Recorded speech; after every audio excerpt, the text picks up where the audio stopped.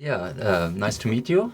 Okay. Good And morning. yeah, maybe first you can tell a little bit about you, who you are, and yeah, how you got here. Okay. Okay. My name is Francisco Villate. She's my wife, Paola, Marta Paola Perdomo. We born in South America, but right now we are living in Canada. I've been working on the Billy Meier case for 11 years, writing some books and doing some investigation about that. We Um, are here in Switzerland in a very nice spring during winter time. So it's supposed to be a lot of snow, but it's very nice weather, like the spring. It's great to be here. yeah. How did you find out about Billy?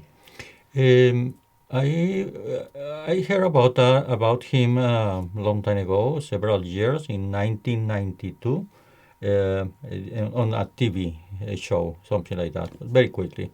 But then later in 2009, I was very interested on that case because I was feeling some kind of strong impulses to read everything about that, learn everything about that. And I started to doing some a YouTube channel with translation of some videos in English, so I translate them into Spanish. And then I realized that I can be just looking in more detail the photographs and the videos because I was looking very interesting aspects there in the photos and videos. Because I am engineer, so I'm very good with mathematics, geometry, and I know a little bit about physics. So I was interested in doing some scientific investigations on the evidence. Yeah, and Paola, how did you come into that? Because Francisco, I have the same sensations since I was a little kid, but about another lives, another extraterrestrial beings, about the universe. But I was following Francisco all the research in Billy Meier case, but I didn't pay attention. It was more his passion than me. I just started to really get into it a few years ago when I was really something grabbed my attention. I was really more interested in reading the website, the future of mankind, and I started to digging into more in deep, and I was involved more and more and more, and now I am. I think in the same level that Francisco is doing right now. Really In, interested. Yeah, Passion about that. passionate about that. Yeah, because Yeah, at the beginning was even I can say the first time that I met Billy, I just was like a more like a old friend, and now I really understand what really he made for us, and I understand how was important for all human beings all the message. I am not talking about the messengers. The messenger. I just talking about the message. hmm, That is really important. yeah. You mentioned some experience you had, like as a child, or Yeah, well, I remember I was in my mother town in Boyacá. It's a small town in the northern part of Bogota, and I was jumping in some small mountain. I remember close to the house, and I just have some memories that something happened. There is a small mountain around my grandpa's house. The name is Mahoma. It was so a strange name, but my mother family, they always talk about something special in that mountain, Mahoma Mountain, and they said that in the night they always see lights, and they grow up with all those stories. And I remember when I was there around 10 years old, I feel something, but I couldn't remember anymore. When I grow up, have an experience with a real UFO in a city of Bogota City when I was around 18 or 19 years old. I saw simple. It was simple. I saw a UFO flying in the top of a building, and I was a little concerned about extraterrestrial being that was killed in a novel that I was reading before. And I was really sad because I said, wow, they killed them. They just came to maybe see us, teach us, or maybe just to let us know that they are here. And suddenly I had that experience when I was going to get my bus to get back home, and I saw some similar to one of the Senjatse bean chips, a little more bigger from here and a little more bigger as well, but similar to this one. And I remember after I saw that spaceship, I feel so in peace with myself. I feel so a lot of tranquility, a lot of relaxed moment, and that event changed my life forever. That simple like that. Yeah. Changed forever. I just started to thinking in different way. Yeah, and Yeah, the like an story. awakening. Yeah, the story you read kind of gripped you so much. Yeah, I went to the library that day to read. I used to go to the library, Luis Arango Library, in the downtown of Bogota. I used to be one of the most passionate clients reading books. And I remember that book grabbed my attention was The Visitant. Maybe you can Google it. Maybe the book still is around. The Visitor. The Visitor. And in the novel is some extraterrestrial beings just landed on Earth by accident and they crashed. And all the military came to see what happened. And they took some of the extraterrestrial beings out of one lab, and they just because they want to know how they were or how the body was, they killed them because they didn't know that they were killed them because they were like trying to research, open the body to know what is inside the body. They thought that they already passed, but they were alive, and they killed them. Then I was really sad, really. Something in myself I was crying and crying and crying and feeling sad. What they killed them? They just came to say maybe hello. They just killed them. I couldn't understand. And after when I left the library, I was going to take my bus when I saw the UFO in front of a big building, and the sensation I can't explain, but I just was feeling maybe in a telepathic way that they say, we are okay, don't worry, we are okay, we are fine. And like they don't kill us in some way. We are okay, we are fine, be quiet, just like we are here. Don't worry calm down. Yeah, don't worry anymore about it. Don't cry anymore. And it's like I feel some how can I explain? Somebody talking to me inside me, but they were there, and I was in the other side of the street. And the only that I remember, because it was a long time ago, is like I feel the sensation to don't worry about it anymore. Just be happy in some way. Just go on.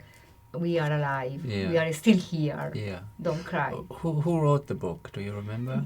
I don't remember. Maybe we can find. Then the book is The Visitor. The Visitor. The Visitor. You maybe it's I think you can find the book still. The Visitor. And was a novel. Was a novel. Yeah. A novel. Yeah. I don't know. It was a famous novel at that time. Yeah. That is my first encounter, I can say. Yeah. Did you have some kind of encounter or see things in the sky?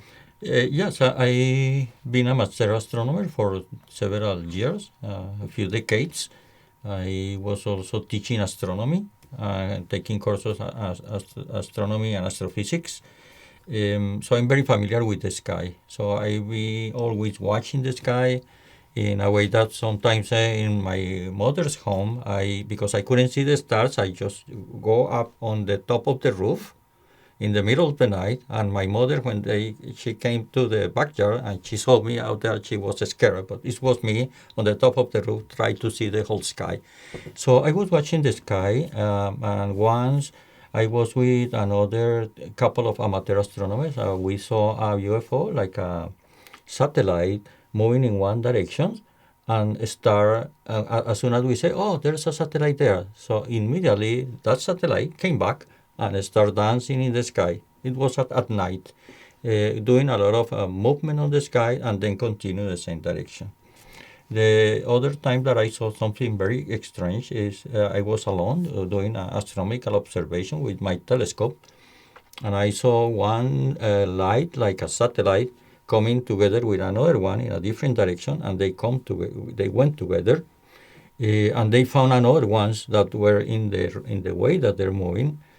At the beginning, they were moving altogether around 11 to 13 flying bright objects moving all together, but they organize while they are moving in a V-shaped formation, like the birds do, the dogs or the goose, flying all together in one direction, and they just went away.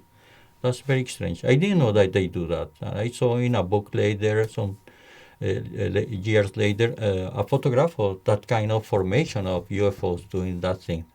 I don't know why they do that. I have no idea. But that's the two times that I've seen. Other times I've seen bright objects moving, but it's very quickly. So I'm not really sure that they were UFOs. In these two cases, they were UFOs. Sorry, I want to say something that I'm aware about now. At that moment when I saw the UFO, I just was so excited, and I was telling the people that was around me, "Oh, they are here. You can see it," but nobody see it. Just me was. I realized that nobody see it. I was like, "How you can see it?" And the people look at me like strange, because for them nothing was there. But yeah, it was a strange sensation. Yeah. It was a moment that I feel, "Oh, what's wrong with me?" Maybe I don't know, but I was sure that I was having that vision, but nobody see it. It was just me. Yeah. Yeah. Why do you think that is happening? I mean, some people just see a UFO, but the guy next Engelbert Wächter, who also lived with Billy in the house, and he once told the story that when he was young, he saw a UFO, and he was with his friends, and he said, "Hey, look up there, you see that?" And they didn't see it. Yeah. All of them. Yeah. He was the only one, and he several times. So he really, it's not just one, and then it's gone or so. He looked there. He really saw it. Yeah. And they just didn't see it. Why do you think that is happening? That's quite very strange, right? I think that has to do with selective perception. Okay. Or different level of awareness, Yeah. and I think. That has to do with, that's maybe just a story, but when Columbus came to the West Indies, discovered America, and they showed the Indians the ships they came with, because they asked, how did you get here, even though it was sign language or so, they didn't speak Spanish, but but they showed them the ships, and some of them couldn't see them. And then a few days later, then they could see them. It took them days to process this is really happening, and then they could see them, And there's also what I once read in a German magazine in Geo, that there was a Vietnamese woman, and she, her eyes were completely intact. They checked her eyes, but she couldn't see. So, and it was not a physical problem or so, and the retina all worked, and but her husband was killed in front of her during the Vietnam War. Wow. And that traumatized her probably so much that she didn't want to see anymore. She just blocked all of it, not just selectively, but she didn't want to see anymore. It was so traumatized. So what we that's my interpretation, that it's the trauma that is able to kind of completely shut out your vision. And also sometimes when somebody says something you don't want to hear it, and I told you, I don't remember hearing it, It's also the selective hearing. When you don't want to hear it, you don't hear it, Our brain is very selective. So it's really where your focus or where your awareness is. And I was fortunate that the people that was around me didn't know me. If not, they're gonna think that I was crazy, because I was in the street. Because when I told them to look up, they didn't see anything. But I said, so fortunately, because after I just went home.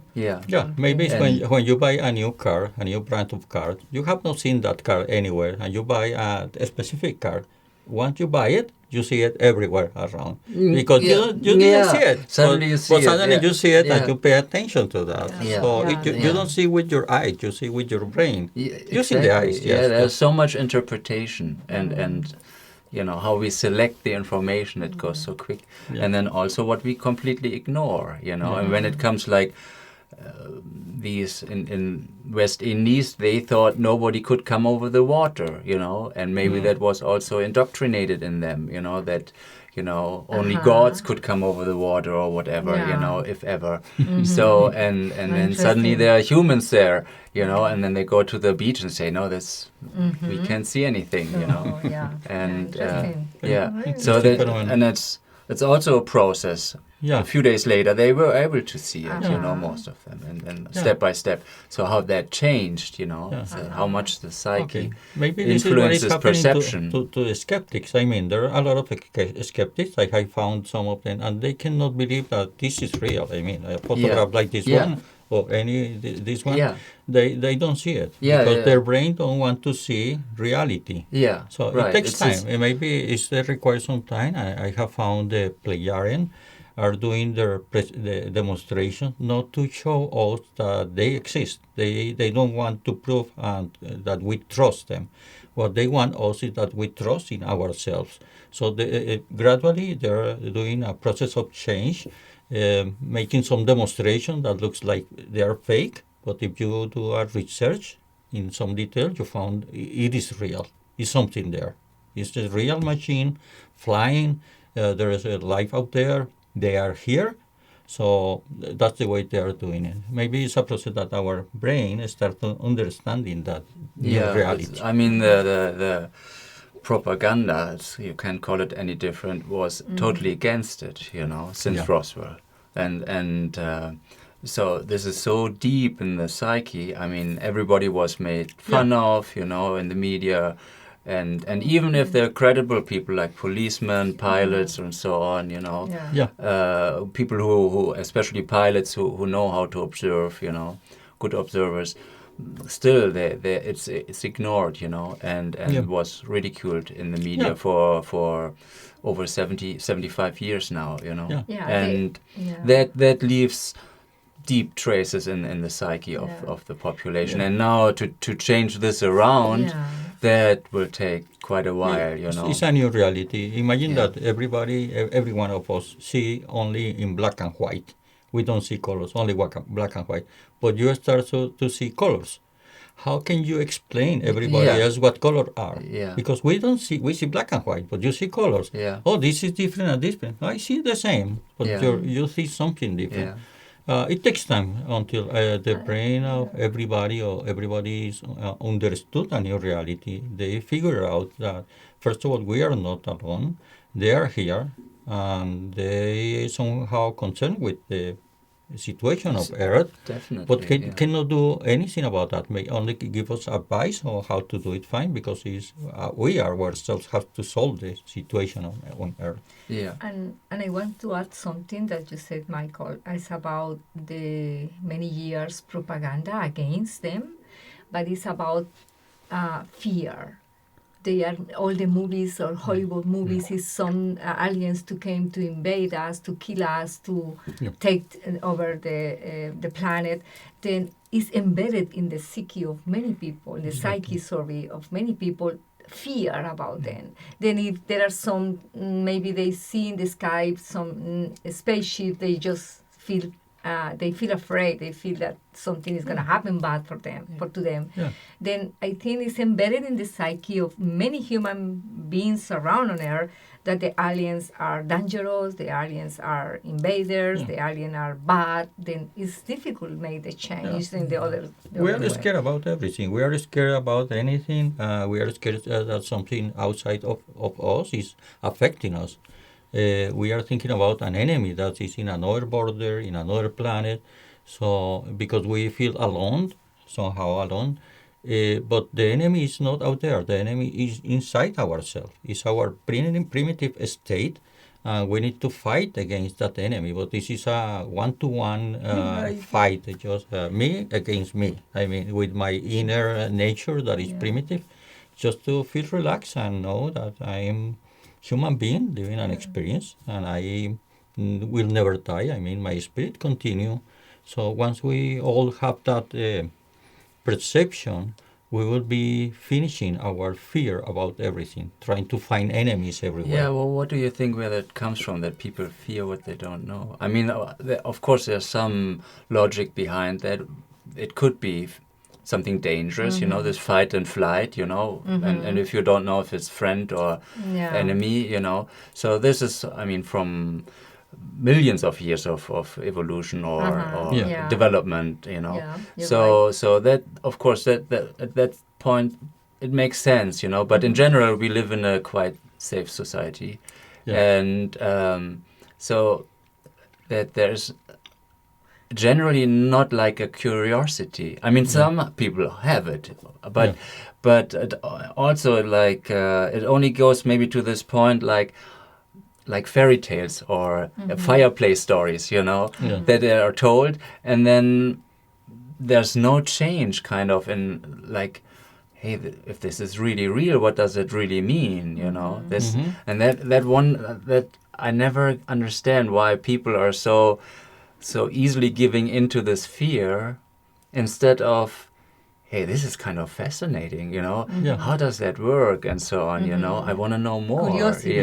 Curiosity. That, or a sense of adventure, so few have, kind of, But I think that fear comes from the sense of solitude. I mean, feeling that I'm an individual, that I isolated from the rest of the universe. So if I feel that I am alone, I feel fear. This is a normal state in primitive states.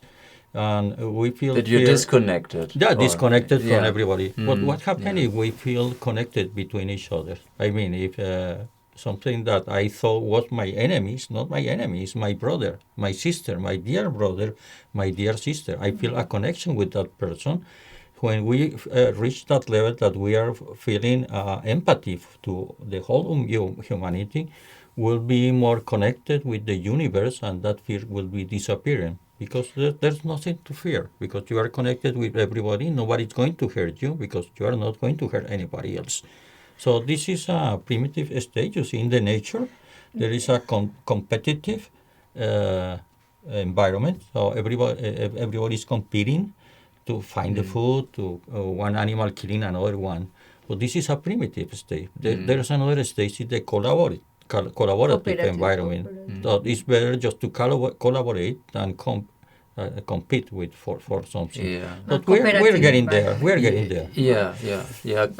Collaboration and solidarity. Yeah, and solidarity. Solidarity. But I have to share something that happened to our son. He grew up in a very natural environment where just a small house and a big farm around, and he never was afraid. I remember him going outside to feed the cats. We have like 70 cats at that moment. And he never was afraid in the darkness. In the middle of the night. Middle of the night. He grew up like in touch with nature, and he was feeling really safe. He never was afraid. He was going outside alone.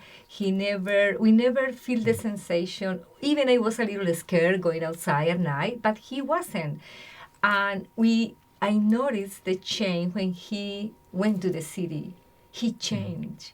He was now afraid of the darkness. He was not. As soon as we moved, like a year later, he totally changed. Yeah. Then it's like if we are in such a state of peace and tranquility, and we are in an environment surrounded about peace and nature, we are not afraid of anything. We are not afraid of darkness. As soon as we get inside the society that is afraid of everything, it's like a contagious, like a virus that is inside us.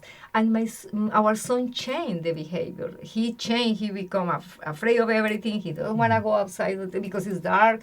And I said, oh my God, if we are really in peace inside us, we never be afraid of anything. We maybe develop curiosity, like you said before. We are really curious about whatever is happening around us. But yeah, we live isolated. We live in a way that we feel disconnected. My son was feeling connected with everything, with nature, with the stars, with the darkness. He was connected with everything. I think it's just about connected again with all our surrounding, and we don't want to feel any fear anymore. That's just my experience. Did you move to a big city? Yeah, of course, a big city. Yeah, a big because city. of the work and things like that. Yeah. Ah, yeah. Yeah, and he needs to go to regular schooling because he was now 7 years old and no schools around. But sometimes I was feeling really sad because of him, because he was a different human being when he was living in the nature. He was really connected. He was really grounded. And I said, oh, what we made. But yeah. Yeah, and even ever more people are living in cities, Now it's more than half of the global population is living in cities, which doesn't probably make it better than, telling from your story. Yeah. And Then to summarize what Francisco said, that my sensation is if you are connected, you don't feel fear anymore. yeah. You feel Yeah, and curiosity you're more instead. likely feel connected in nature when you're in a small village or really living in nature. Yeah, that's correct. Yeah. For me, that is my experience. Yeah. Living Yeah, I connected. noticed also, and children grow up really in nature, that they are seem to be more connected than children living up, More sure of growing up them. in a big city. Yeah. Yeah. Living. They Yeah. grow up with more inside of them. They Yeah. grow up connected with them. Yeah.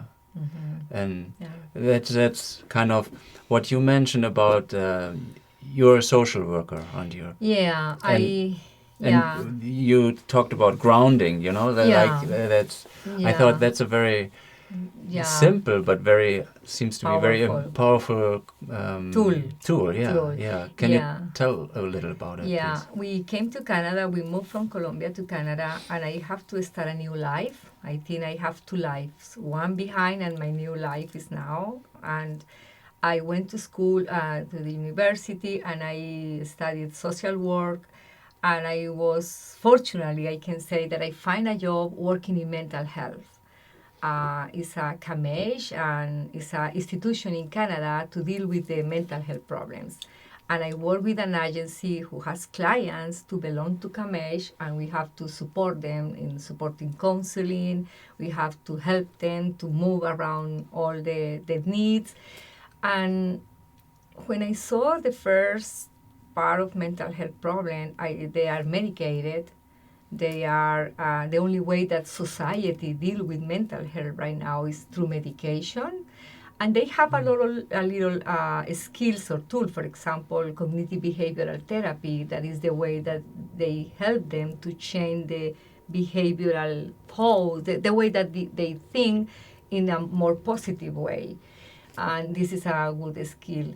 But in my personal opinion, the only way to really enhance or overcome our mental well-being is our mental health. To get a well-being is to get back to nature, to be grounded to nature. The way that I do things will be totally different. I know that some people have really strong schizophrenia or really strong hallucination. They need to be medicated.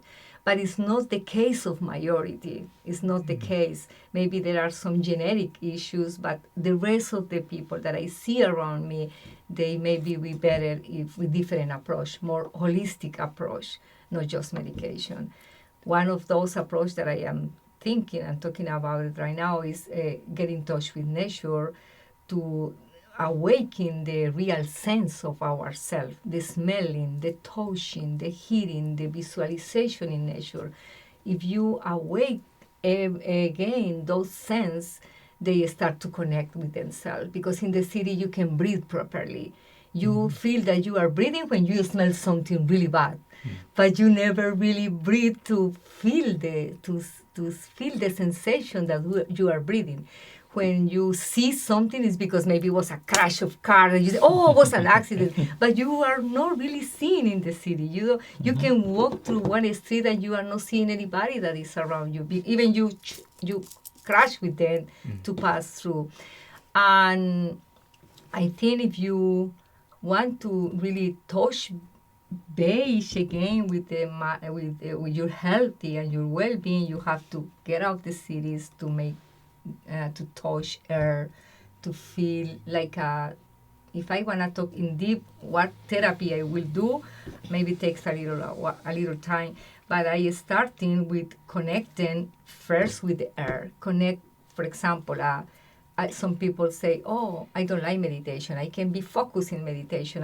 My mind is very active. I can relax." There is another way in nature to meditate through walking.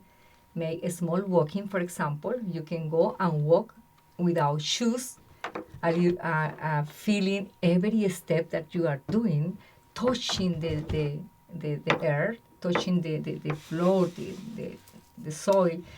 And if have a small relax, for example, sitting and try to hear to opening all the sense that we have, like hearing the noise of the singing of the birds, and all about the sounds of the water. And after, for a while, go and walk again, a little small walk, and again sit. It's like a long process, like a sit again and try to see the plants, the flowers, focusing every flower, focusing what you see, like open the sense again. And again, do another walk. I am explaining like a one-day therapy, something like that. Then after a walk, you can sit again and try to feel what you feel, the air, the touch in your face, feel the air, hug a tree, something like that. And after walk, this is like a action meditation or meditation in action. And I think if we do at least one a week, people is going to get better. They're going to be in touch with themselves, and your mental well-being is going to improve. It's just giving an example what could be a best therapy instead of taking medication or pills or Xanax or whatever every day. Yeah. Yeah. Billy writes also that it's good to walk barefoot, you know. Oh. So that's, he barefoot. recommends that, you know. It's not all the time. It's Yeah, difficult in our society, Mm-hmm. but at home or, Mm-hmm. you know, or that in the summer or so you take your shoes off and walk over a meadow and just Different or kind. just walk barefoot. Yeah. Yeah, Yeah. even if you walk, because I did many times. If you walk just in the, how say that in English, in the pasto, The grass? in the grass, and you On the walk grass. through stones, you feel different. Yeah. The sensation are totally different. Yeah. You can feel the sensation. You can feel some energy difference. Yeah, inside your and, body. and the foot, every part is connected to some organ, you know. Okay. So there's actually a map of feet, you know, with the Mm-hmm. and so you kind of stimulate all your organs in your body just by walking By barefoot, walking, because yeah. there's more. Well, little stones or so, they Yeah. poke in a little, you know, and that is Uh-huh. like a stimulation, you know, and then you have this signals running through your body, and that kind of is a stimulation that makes you feel more alive, More basically, alive. you know. Okay, Yeah. that would be This, great. if you don't feel anything, for example, if you're in a floating tank, that is really, it's awesome for a while, you Oh, know, really? Interesting. because you can relax. You don't hear anything. You float in this water, you know, with a lot of salt in it, so that you float, you know. And I did it once for 40 minutes, and I thought, oh, this was great, and it felt like 20 minutes, you know. But there already it starts. You lose your connection with time, or kind of that sense, and at some point, if you do this very, very long, it's actually not good, because then you're like in this bubble.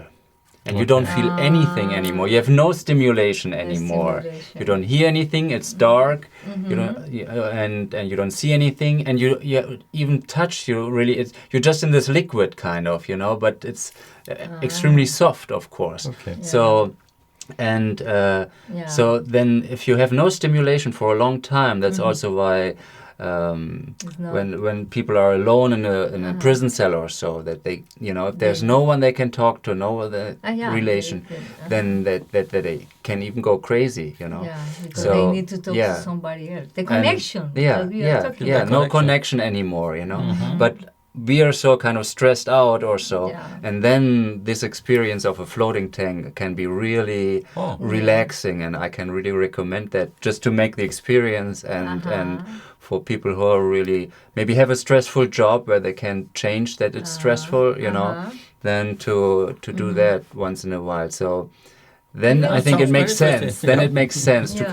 come down. Come you know? down. But Like- for those people, I think who have these problems, who are so disconnected, then I think it's a good Yeah, idea Yeah. to try on to nature, connect yeah. them. When you are to- disconnected from yourself, you can do nothing. You have to reconnect with yourself again. That's Yeah. the Interesting. sensation. Yeah. Yeah, You can try everything outside in the world, medication, therapies, but the moment that you connect with yourself, all the process started. The healing process start to really happening. Yeah. You feel it. You can yeah. feel it. Yeah, and we learn through impulses and sensation and so on. So I also, Billy here, always, when there's new food on the table or so, he gives it a try. You know, just one spoon or, you know, just a little bit to just to know what it tastes like, even if he doesn't like it or so. But he says, I don't know Yeah, before, if I you don't know, try. maybe I do like it, Yeah. you know.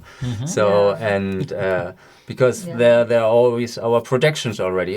This doesn't look, you know, right. I don't Yeah. like it. But then if you don't try it, Again. so yeah. then he knows, Yeah. and that is really this growing in knowledge by having had these experiences. You know, then Even if we don't know just by reading, we are learning even feeling.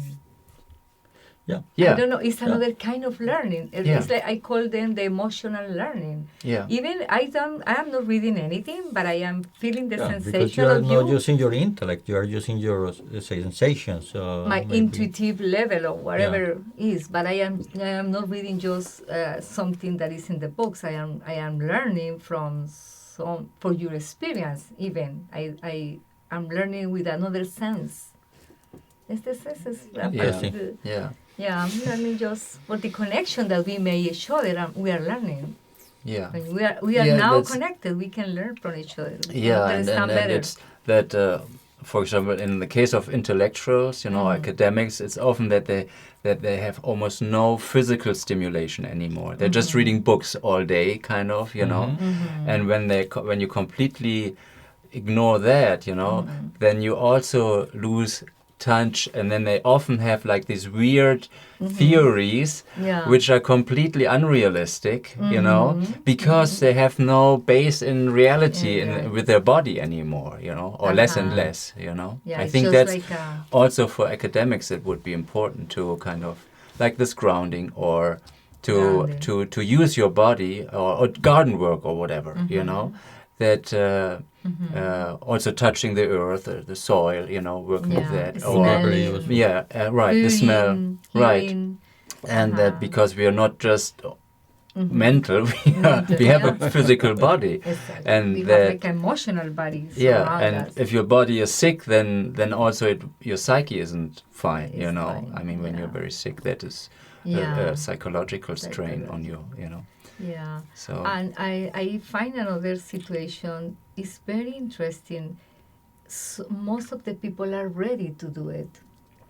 They don't do it because it's like the system don't provide them yeah, something different. they just need someone to tell them. Yeah, and then- someone to yeah. show another way to live, another way to behave. They are ready. Most of the people are ready. They are, in some way, humanity, believe it or not, are tired with the fight.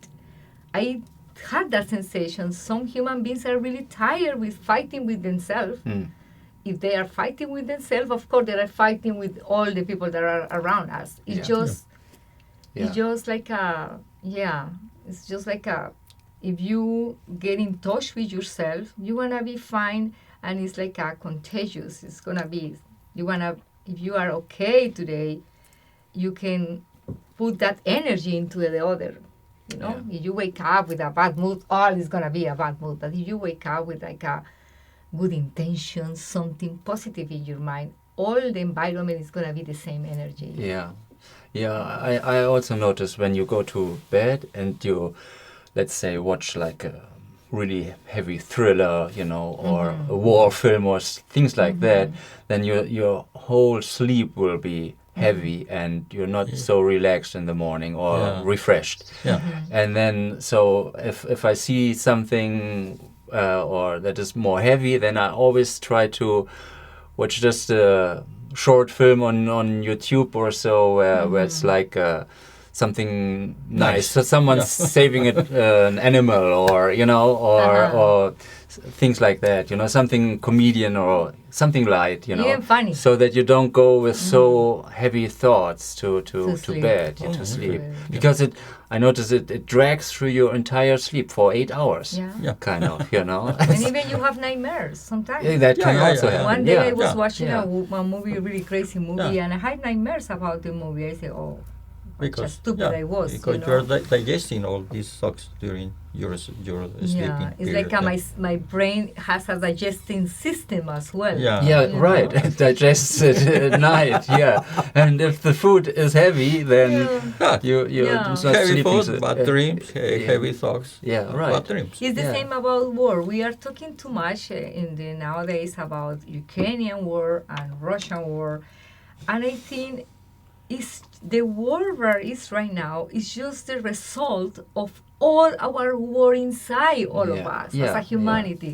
Yeah. It's like all of us have some sort of amount of violence, but some group just canalize all of those violence and just the war blow up. But in some way, I don't feel that they only responsible for the war, the Russian or the Ukrainian or whatever. All of us are responsible because in some way we have amount of violence that just somebody canalized. Then we have to think about it, that we are responsible as well for the violence in the war. Yeah. Overall, I do think that the outer world is like a projection of everybody's inner state, you know. Yeah. I mean, if everybody would be in harmony and peace with oneself and feel connected, then there wouldn't be any war, you know. But it isn't. So and unfortunately, many people don't acknowledge that, you know, and so. But I also think since we have such a hierarchy, that the people at the top or very high up, they have more responsibility for society because they also have more power, you know. Of course, this power comes again from other people giving them that power, you know. So it's but it's really sad that there's so much abuse of power, and you see more and more corruption, you know, European Parliament and FIFA and wherever, you know. And if you ever the Panama Papers, etc., and the other papers that came out and so on. And that's just one company, you know. There are many of these companies, you know. Yeah, so there was one insider who spilled the beans, kind of, you know. And if that all came out, people would be so shocked, or the Vatican or so, you know. And so... and there again, for example, no matter what the scandal in the Vatican is or Catholic Church, you know, people still join that club, you know. It's I mean, if so many priests, what's happening there, for example, that abuse, you know, and certainly it raised awareness, you know, and more people left church. But on other continents like Africa or so, there are many more joining, you know. But and scaring the people. I mean, they use the policy of scaring people. You go to hell if you don't donate. You go to hell, and you know, before we said is a witch. Is the devil. Now we say today is a terrorist. So it's a different meaning. Right. That's in the past there was principle. demons. Now it's aliens. So it's always scaring people, because if you scare somebody, you control it. Because you're scared, I can protect you. So the more I scare you, you need more protection. So I can give you the protection for some money or something. So it's a business. It's one way to control everybody through scare. Meaning that nobody is scared of anything. You don't buy arms, you don't buy protections, you don't buy many things that you don't really need. So because you have to buy things to feel protected, to feel different than the other people. So it's a matter of controlling and people. It's Yeah. about. I remember when Saint Jacques say, or who say that was Saint Jacques, or that the second problem in the planet Earth is overpopulation. Yeah. Yes. I gonna say I don't know what is really the first problem, but I gonna say that is ignorance, because if you really know what is gonna happen with you, what are the consequence that you are about your actions that you are doing right now. You even if you know you don't want to do it, just not acknowledging Yeah. that something is gonna happen to me if I kill somebody. Maybe after I gonna live the consequence. I don't want to do it. Just acknowledging. Then I think the really is the really situation in our society right now is ignorance. We are ignorance. We don't know anything about us, and we don't know anything about our environment. It's just ignorance. We really learn about ourselves and learn about nature and learn about what is. We take the time and patience to learn how the world really works. We want to be different. Yep. We are really Yeah. ignorant Yeah. Yeah. about the many of the universal laws. Yeah. You will learn about universal laws in really in detail. With the patient, we wanna behave different. Yeah, but just to get there is a long way. I mean, people just come back to your books and the photos.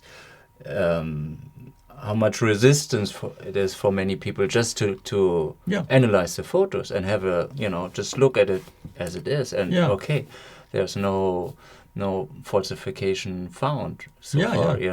and or that's they say, well, if it's so easy, then okay, go ahead, fake it, Yeah. and nobody yeah. has come up with really good fakes, On Yeah. video, I saw a good fake, Yeah. but if it were analyzed, I'm sure that it would be detected easily, Yeah. And video, Billy shot on Super 8 and not on video, so Yeah. that in itself is already kind of, you have Yeah. to shoot on Super 8 then, to and Yeah. and I didn't see any. Today, of course, you can fake anything, but Yeah. but and And some people think that if they do some model that looks like UFO, like this one, and if I put a cord and I move it around, I Yeah. take a picture, says, oh, it's exactly what Billy did. yeah, But it is not. I mean, you can make a model of the Concorde airplane. You remember the French airplane, the Yeah. supersonic Like airplane? copper. yeah, And you can make a model and put it, hang it on a cord and take pictures of that and say, okay, this is a model of the Concorde. So that's the way the Concorde it is. It's not the real airplane. It's just a model. yeah. So this is stupid. This is not real. So this is not a demonstration that something is fake by doing something fake and saying it's the same. It's Yeah. not the case. We have found in Billy Meier evidence that there are other clues that show you that it's real. It's not a little model. So that's Yeah. something that we have found. Yeah, and that would be nice if you wrote 2 books, and this is your first book, isn't it? Yeah, this is the first one, the Researching a Real UFO. This is more for teenagers, for people in the high school level or higher, because it has some formulas, some things, but there are 11 experiments here. I wrote it with Chris Locke. With him, he wrote this book and this one. This one is for students. So you have different experiments. So the philosophy behind that is that you don't need to trust in UFO experts. You are the expert. How you can be an expert? Do it by your own research. So we are suggesting here several experiments that anybody can do it. Yeah. So yeah, we kid can do it. For example, you can play with the sphere and know how they work. For example, in a mirror, you see your face, but in a sphere, your eyes are always on the center of the image of the sphere. Yeah. So it doesn't matter if you move around.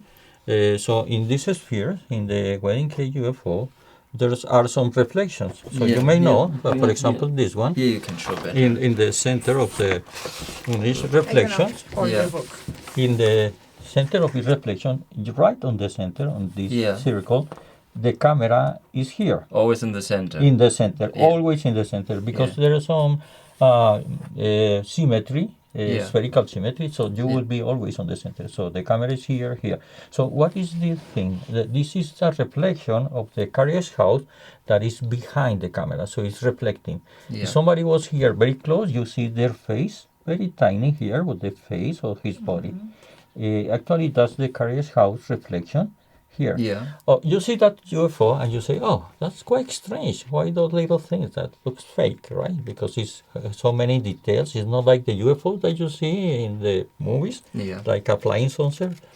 My conclusion is that the ETs made this one to show us how it works.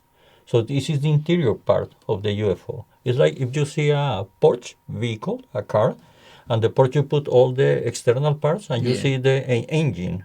Yeah. Just the engine. So you see something very complicated with a lot of parts, a lot of things that you don't really understand. But it's one way to tell us, okay, this is how it works with these little things. So this is not for our generation to say if it's real or not. It's for future generations to tell them how a beam chip works. So the clues are here, somewhere in here.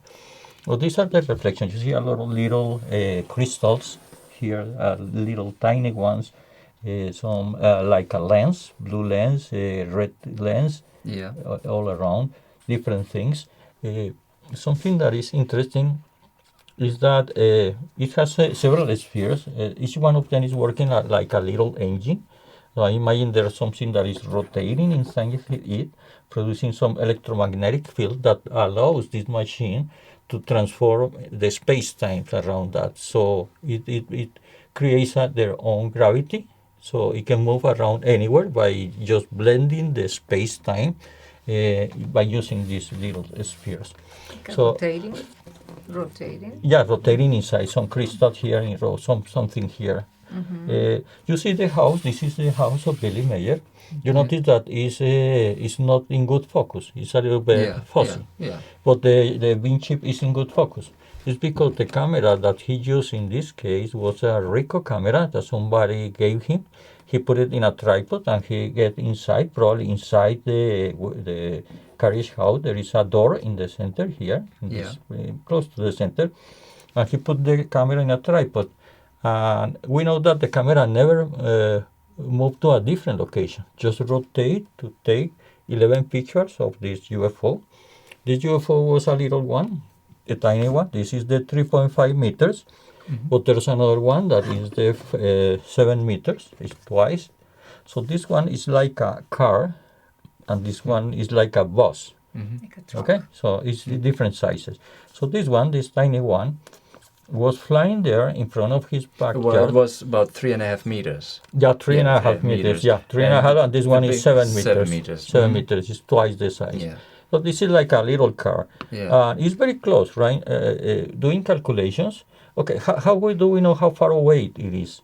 Okay, imagine that I have a mirror in front of me. The mirror could be close or could be far away. Okay, if it's close, I see my face. So my face is big on the mirror reflection. But if I move away, in the mirror, I see my full body, not just my face. It's smaller. My face is very tiny. So the size of the carriage house depends on how far away is this every sphere. If it's far away, the carriage house looks tiny, or if it's close, the carriage house looks bigger. In this case, we did several calculations that are in the experiments that are in the book, Researching a Real UFO. And you notice that this beam chip or this spaceship was around 6 meters away from the camera. It was very close. Some people are really surprised to see the films of the U.S. Navy showing the Tic Tac UFO. It's a tiny little thing, probably 300 meters away. This is a beam chip 6 meters away. So this is very close, and this is very interesting. But some people, because it's too many, they think this is not. So to better understand, where Billy took the photo, there's a building right next to him. He was standing in the door of that building. Yeah. Behind that one, yes. And sure if you, in the building he was inside the carriage house. This one, he was here. So he basically with the back he was to the building. Yeah, just So, very and close to the that's- building. So what we that's- see is the reflection. And you can measure of that building. the width of the house, Yeah, and then the distance to the to the sphere. or object, to the UFO. sphere, and if the balls would have been very small, Yeah, then it would have been smaller yeah, it's in smaller proportion. because it's a spherical mirror. You Yeah. see, everything is smaller. If it's a flat mirror, The bigger it would gets, be bigger. the So you see flatter it's very it gets. close, to Yeah. 6 meters from the Yeah. carriage house. Yeah, Yeah. So it's like in your car. You see, some mirrors are just concave. yeah, And you yeah. see, some people put some letters saying, "Oh, the objects are closer than you They- think," than they because you see appear. everything far away. It's Yeah. the same here. You see far away the carriage house, but it's Yeah. really close. It's 6 meters from Yeah. here. Yeah, If this is just a little tiny model, would be so close that the carriage house will cover in the almost full I image would of the cover sphere. Yeah, almost all. yeah, I too much see, of yeah. it. So that's the way that we know the size. At the beginning, the calculation show us in our investigation that was around 3 meters and 25 centimeters, a little bit less than the 3.5.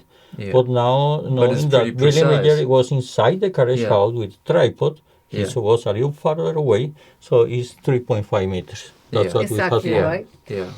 Okay. So How many people can go inside? Okay, the here, window? there is just one. One. yeah, One, and one in the person. big one, 3. Yeah. Billy said. In the And big one, you too? may wondering why there are no windows, right? Somebody inside that how Yeah. can drive that one? They The- use an external device. I mean, they have some cameras so they can see the exterior very well. So inside there, they can see everything around with some kind of devices like cameras, things like that. I'm not sure if these are cameras. We don't know where are the cameras, but they can see everything and they can control the ship. Yeah. But you This kind of spaceship or beam ship, they gave up this kind of. It's like we have maybe like gasoline engines and diesel engines and so on, Yeah. So and they gave this kind of development. They gave up because our atmosphere was so corrosive Yeah. to the alloys they used Yeah. that they had to completely dismantle it and clean it to be able to use it again. Yeah, because And- it doesn't have any cover. You know, Yeah, you have and- your and- porch, you put out all the external things. It's raining, Yeah, so it's okay, yeah. corroding Yeah. the engine, and everything is because it's not designed to be Yeah. an open air. Exposed. Yeah. But this to one, be because exposed, doesn't yeah. have any cover, so Yeah. the Yeah. corrosion of the air There's just supposed to damages be it. Yeah. something Yeah. on top. Like Yeah, and it is. I don't know how to interpret it, but there are kind of clues how the propulsion might work. Yeah. there are crystals around. Yeah, yeah. You see a little crystal that they work together. Yeah. Yeah. somewhere. Yeah, And, there's a but that's purpose for of future everything, but we don't generations know. to Yeah, find out. For future generations, yeah, Yeah. probably the clues are there Yeah. for future generations. I told How it Francisco works. sometimes just laughing, you're going to make it in the future because you Maybe know very in my well. next life I will be. Yeah, you're working on that. Yeah. So you made like experiments or like Yeah. you- Yeah, 11 experiments. Well, one of them at the end is using doing a stereoscopic images. You can do a stereoscope. A stereoscope is that you see reflection with an stereoscope, and you can do it. It's very easy. It's by using a magnifying lens. So you can see both images. I can see that in 3D without using the magnifying lens because I know how to do it. It's a technique that you use with your eyes. With my left eye, I see that image. With my right eye, I see this image, and I see this in 3D. So I can see it without using any device. But if you want to try it at the beginning, You can do the you have to device. do the stereoscope. It's like this one. I Yeah. made this one with cardboard and the Yeah. magnifying lens. And then here you see different images. This is a very nice 3D image of a wedding Cake UFO. And these are the reflections. So you see all the reflections in 3D, the reflections. So you notice, for example, this one is the reflection of the carriage house. This one is the reflection of the trees in the UFO close to the trees. So you see that tree is closer than the other one. So you see in 3D the shadows. So you know that some trees are closer than others. This is Yeah. one experiment. Then Yeah. another one is for doing image processing. So if you have a Photoshop or any tool like that, you can be doing some image processing of some of them, or doing this is a model that I did of a Billy Meier place with the carriage house. So you can build it. There are some maps that anybody can print it or can look at from Google Earth, look at the St. Joseph Silver Star Center images and produce his own model. Yeah. And using little models, you can put a sphere and doing some reflections and investigate. But this Yeah. is for a student, like a science project. Yeah. Or Yeah. university. Yeah. Of university, yeah. I need university for doing this. Yeah. I think. Yeah. in So in okay. physical So basically, this is the first book. The other one is they are here. This is more for general public. It's not Yeah. in too many details. This is for young people knowing students. trigonometry, geometry, and things like that. Cutting carbon, putting Yeah. reflecting Curiosity. lens. This is for the general public. What's your profession? I am a civil engineer, but I've been working in in computers for many years, and I also have a specialization in coaching and change management. I am certified change management practitioner. Okay. So I've been working on different aspects, but because of my engineering, I know a lot about what is enough about mathematics, physics, and this is very simple. This is for high school it's students. not quite Yeah. simple. There's a lot of geometry and Okay.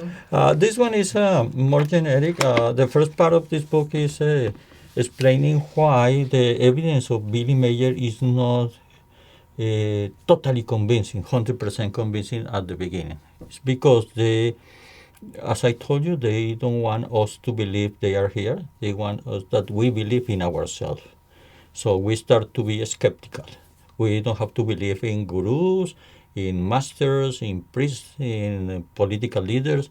So everybody has the answers inside himself. So you have to just look around and make your own idea of what this reality is. So don't trust somebody else. Just trust yourself and make this inner connection, and you will find the truth. So this is basically the way that they are waking up the humanity by all of this. There are three parts here. One of them is for the pendulum UFO. I found that fascinating. Billy was in countryside. We were a couple of days there in Hinwell, and we saw the house. There is a house, and you see a dancing UFO, and the first reaction is that you notice or you think that there is something hanging from a cord. Yeah. Somebody with a fishing rod. Pendulum UFO, pendulum what it's UFO, called. yeah. But the movement of the UFO were done on purpose to look like a pendulum. Yeah. But on purpose, they also put some deviations, some errors inside of the movement. Yeah. I mean, for example, the pendulum is moving in a circle. We call it a conical pendulum. So if you move your hand with a pendulum, so the object is moving in a circle, right? Yeah. So the period of the pendulum depends on the length of the cord. Yeah. Okay? But in this one, the period is always the same. But they go slowly and they go fast and they slowly. You cannot do that. You can I never see. make it. If it's a normal pendulum like this one, if you move your hands very fast, it's not mean that the object is moving fast. It only depends on the length of the pendulum. So they introduce some errors on the demonstration in order to show that this is not a real pendulum. Okay? Yeah. So they Very did on interesting. purpose. Yeah. And something very curious is just you see the house and you see the UFO, and you notice that there the house is far away. For example, this image, you see this is the grass that is very close. It looks very green because it is close to the camera. But because this is a distant object, the house and the tree and the UFO, they look gray because there is a physical aspect in the atmosphere that distant Yeah, object lose color. And it was a gray day, he said. You know, Yeah, it was the weather a light snow was clear, not good. not Yeah, it was totally winter, clear. I think. So yeah. you notice that this one is far away, the house, the tree, and the UFO, right? Yeah. And measuring what distance is from one corner to another corner of the house roof, we know that size, and we compare with this one, we know that this is 7 meters exactly. So this is a 7 meters chip. But what is interesting is that this tree didn't exist in 1975 when the film was shot out. And you notice that the UFO moved the top of the tree. So it's interacting with the tree. So it's very curious to say, why is a UFO close to the house with a tree, but the tree didn't exist? You see photographs from the Swiss mapping system, aerial photographs, and you see the history, you see that there is not a tree, not even years before, not years later. But if you look at 30 years later, you see exactly the same tree 30 years later. The same type of tree, the same width, same height, same location. So it's the same tree 30 years later. So how is it possible that somebody make a demonstration with a tree that never is not there, will be existing 30 years later? Well, unless they traveled into the future. Yeah, probably it's projecting an image from a or projection. Or projection, or maybe trying to the future. Yeah. Some people say, okay, what if they move Billy in time 30 years later to that firm and did that demonstration? It's not a demonstration in the future because there are other trees here and you don't see other tall trees. When this tree was tall, there was another one here, but we don't see it. It's only this tree that is projected from the future into the present time. And you see some electric lines and things here that are from 1975. It's not from 2008. I see. Okay, so it was in 1975. It was 1975. But the tree is a projection 2005. From the 2005. future. Yeah, from the future, yeah. How is it just possible? Yeah. That's fascinating. And you see, okay, how can somebody just do a demonstration with some kind of holograms or projection or put a tree? And the tree is not something that is fixed. It's a real tree. So you see the bean chip moving. When it's crossed on the top of the tree, move it. So the tree is moving as well. Everything, the tree is affected by turbulence of air or some kind of electromagnetic field or something. Magnetic field of the chip. So this is fascinating. So this is the second part of the book. The first part is all related with the wedding Cake UFO, different pictures, different interpretations. You can see that.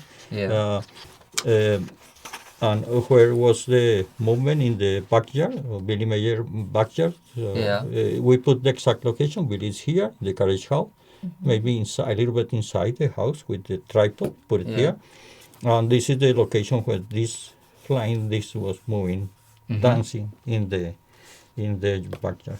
And the third part is related with the Hasselblad UFO, is the one that is here.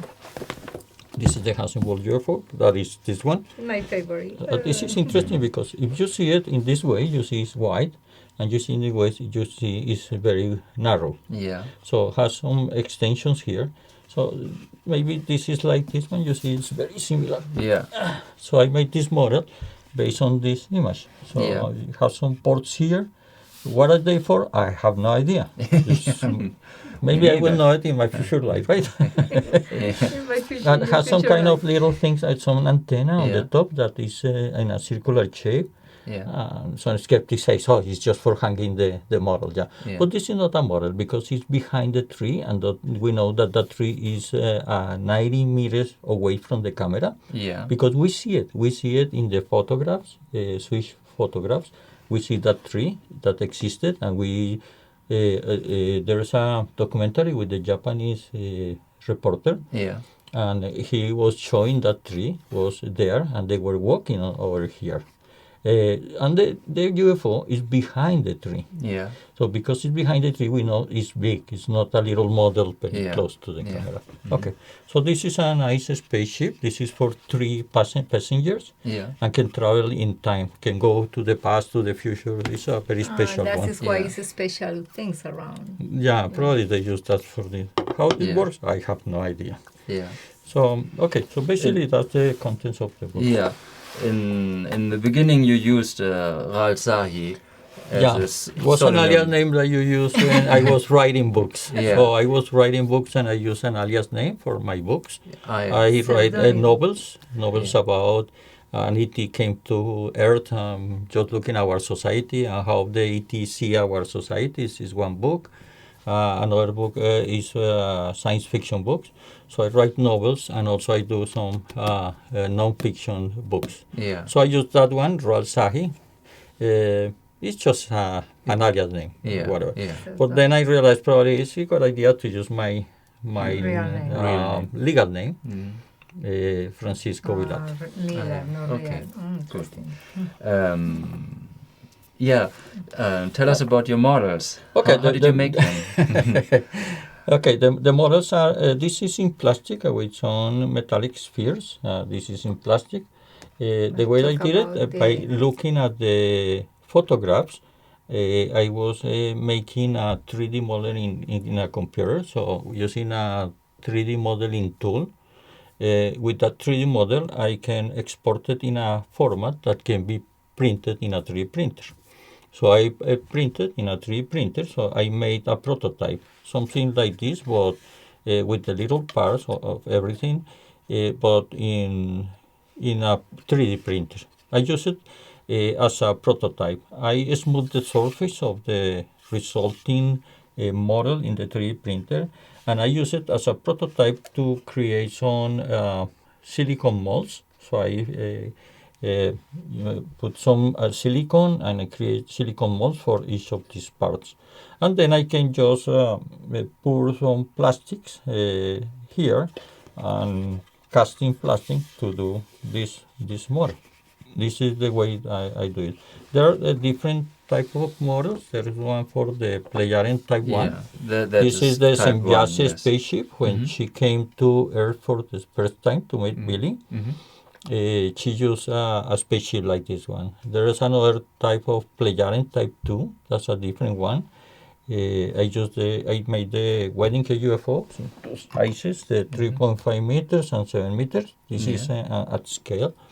And also I made the Sembiase Asket bean chip, the one that was in India in 1964.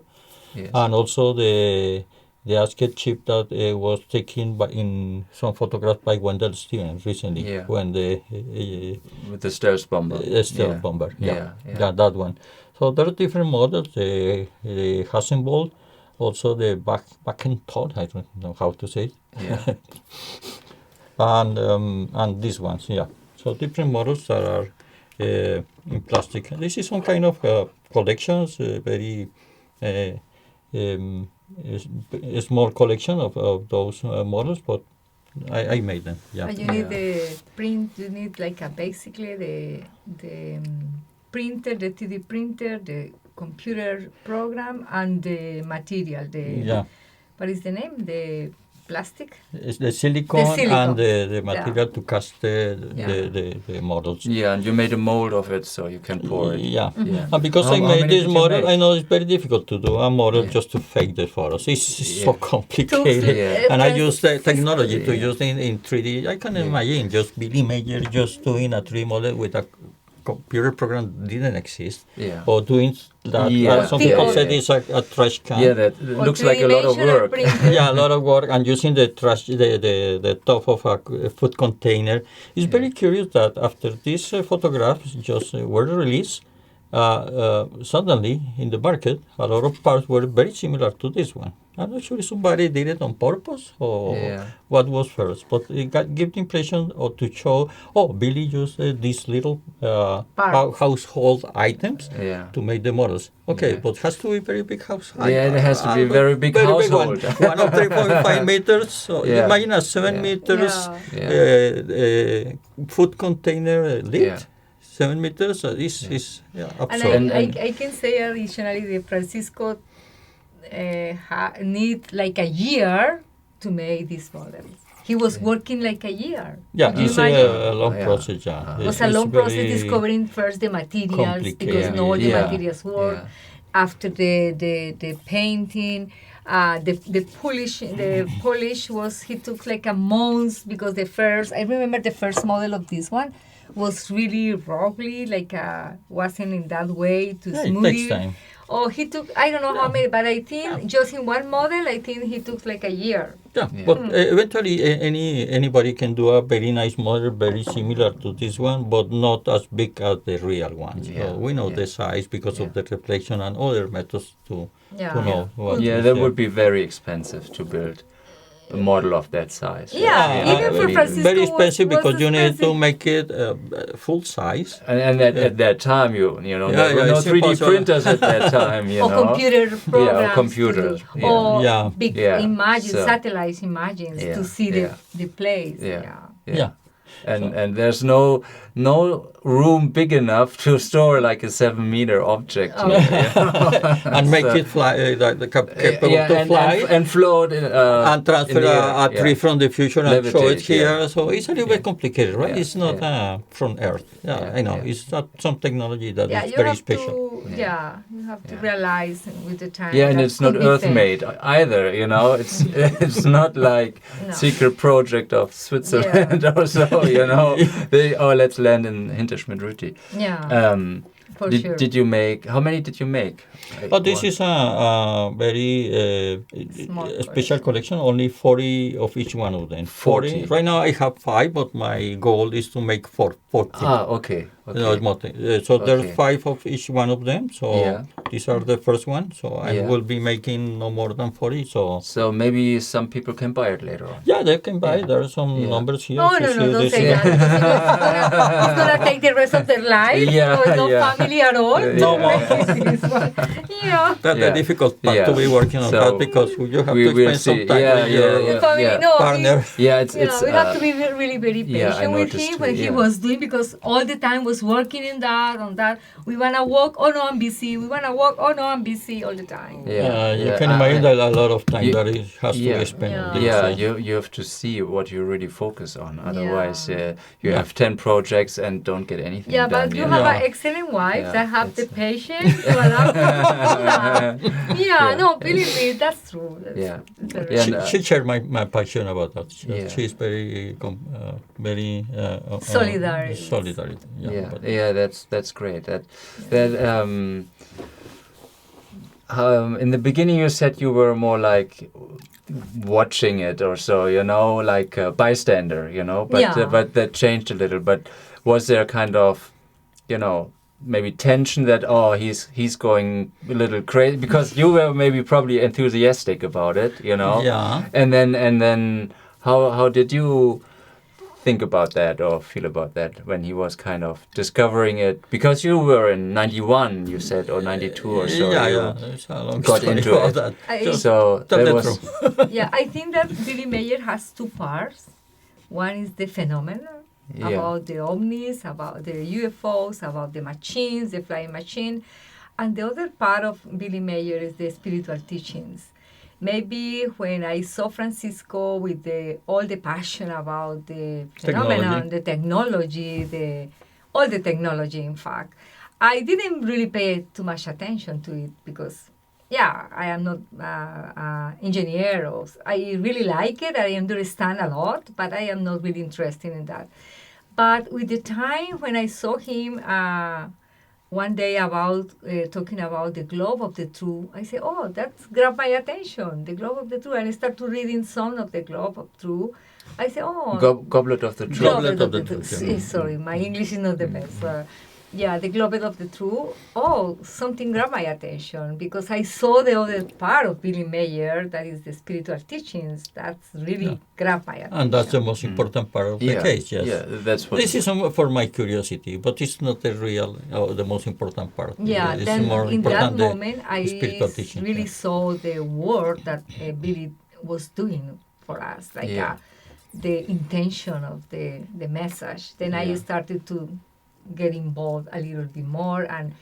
And in one day, I realized, he did an excellent job for all of us. He did what all alive, entire life dedicated to us, as all the planet, all the people on Earth. Then I find that this is really incredible job that he did for us. Yeah, but you have been very patient, especially when I was without a job, so I lost my job. And I say I'm going to spend some time just learning 3D animation and things like that. So she was getting a little bit nervous that I didn't have a job. I was spending all my day just learning the computer, doing some cartoons, things like that, and working on these experiments. So difficult times. Yeah, but I started working, and it was different. I was working before, but I started to more being in charge of the working and being in charge of the family. But really works. And you moved first to Canada, didn't you? Yeah, I went first to Canada. I never imagined in my life immigrate because my English was really poor. Even I need to improve my English skills. I have to learn English in 8 months to get through my social program, social studies. I moved first, and he was working in Colombia. And he moved after, 3 years after. I have to open the door. So you were separated for 3 years, you were in Canada? Yes. I was, at the beginning, I was traveling 6 months to see him, or he was traveling to see me, but was a moment that I couldn't travel anymore because I had to be focused in my classes, in my so studies. We were separated for around 3 years. Something about that. And was really hard time because you are facing new challenge, new country, new people. Fellow students going back to school. When you was younger than me. I was the teacher. Very cold in winter, in the different college environment. In the college, they thought that you were a professor or some kind of teacher or instructor on the. And I was one of the.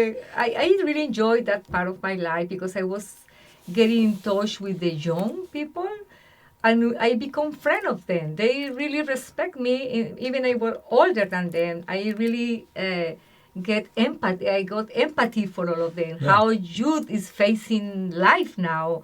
I create such an empathy for them. They become my allies, my friends. They even help me. Well, why did you go to Canada?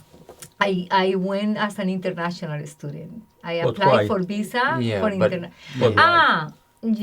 Because we have a son that he one day said, I want to be studying abroad just for a while. And he went to Canada for 1 year. And after he said, I want to study another year, and we were thinking about economical support for him, and we say, we can do it right now. He's our only child. We can do it. But he never went back to Colombia. One day he called me, I don't want to get back, but I feel alone. I need you here. I don't want to be. And it was a moment that even I didn't believe it. And I say, this is just maybe some bad experience. He's growing up. He become from teenager to an adult. But something happened to me as a mother. I say, oh my God, this is a difficult time. There is a moment that he is changing like a adolescent, like a teenager to becoming an adult. And I feel her voice really, I got the sensation as a mother that he really needs me. Then I say, okay, find a way. How am I going to do in Canada if I didn't even speak a word in English? But he said, no, Mom, you are so smart. You can learn easily. You can go through study. And he find a way for me. He said, you can come and study in this institution. And we apply. And was so easily. I got the visa. They didn't put any problems because age or whatever. I got the visa. I went to study English. When I finished English studies, I say, I'm gonna get back. Now, I saw him for a year. I think he's okay. I can get back. But really doesn't happen. He said, no, I don't want to be alone. You want to stay longer. Then we have some kind of processing between us because it's going to be a long period of time. We don't know if Francisco we were able to come with me to Canada. Yeah, because of the immigration things. But it worked out. Yeah, it worked out. Yeah. It's a Yeah, great well, place. I Canada can is great. say Yeah. I can say a word that Canada is a nice place to live right now in this planet, and in some way Canada opened me the door. Mm-hmm. I was was really easy to me to immigrate Canada, and as soon as I apply something, they never say no. They never look at my age and whatever or my English skills. And I went through the college. I finished the program. I received my open work permit, and was a moment that it was a little hard because I have to work to the pandemic as a frontline worker, and really was a hard time. But after I applied for my permanent residence, they give us the permanent residence. Now we are residents, and in next year we can become a citizenship, Canadian citizenship. Great. Yeah. Yeah. It's like a ebb and flow. No, Yeah, we have to move on life and just yeah. see what's coming. Yeah, without the thing is, if you go without expectations, you don't feel that it's hard. You just receive everything the way that is coming. But if you go, some people immigrate Canada with a lot of expectation. And when something blocks the way or the life is difficult, they say, oh, nothing was that we expected. But when you go without expectation, just to flow in wherever it is coming, everything is easy. You can get whatever you really want and need. Yeah. No, even whatever you want, what you need really, the experience that you really need. Then my message, somebody who wants to immigrate some place in the world, just go without expectation. Be open mind to receive all and take advantage what is offering. You know, don't push. Just take an advantage of all the things that is offering. Yeah. What are you doing now? I'm working in as a project coordinator in a Canadian company. Yes, I've been working as a project manager before, so I'm doing some project coordinations for some projects in the Latin American region, so from Canada. Yeah. Ah, okay, I see. Yeah. But I need to still improve my English skills. I am doing every day. Yeah, but that's fine. I mean, your English is good, and you visited already like 11 years ago or so, to take the first measurements and to write the books. Yeah, and so we came 11 years ago because I made the web page Billy for Kids with collaboration with some people around the world in 11 different languages, different Chinese, Polish, Czech, Spanish, German, French, many languages. This is, I was thinking about just presenting that to little people, young people.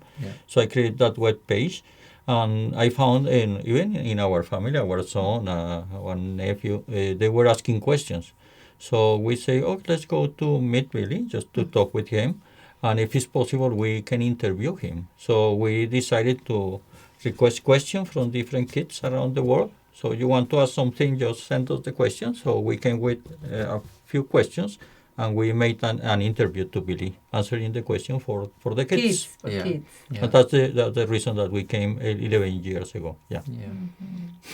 But we are in touch all the time with we never left the Billy teachings, books. We all of this time we are in touch with Billy Meier case. Whatever, reading the contacts. Now I am a good reader the contacts, because at the beginning it was interesting, but now I'm reading the contacts and and now I am reading the new book that is driving me crazy, the Psyche. Well, it's a very nice one. It's, probably it's more complicated. The Psyche is easy to read. The Psyche is easy.